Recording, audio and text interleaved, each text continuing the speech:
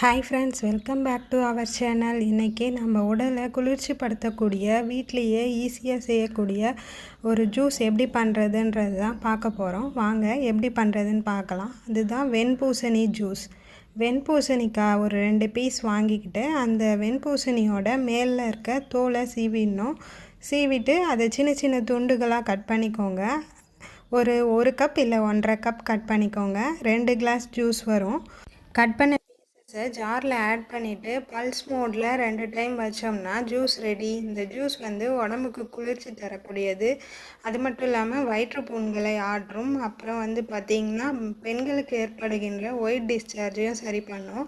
இது மந்த்லி ஒரு 2 டைம்ஸ் இல்லை 3 டைம்ஸ் எடுத்துக்கோங்க. அதிகமாக எடுத்துக்கக்கூடாது. இது கோல்டு ஆகும் கூட. அதிகமாக குளிர்ச்சி தரக்கூடியது. இது மட்டும் இல்லாமல் இதில் நீர்ச்சத்து நார்ச்சத்து அதிகமாக இருக்குது. குடலை சுத்தம் பண்ணக்கூடியது.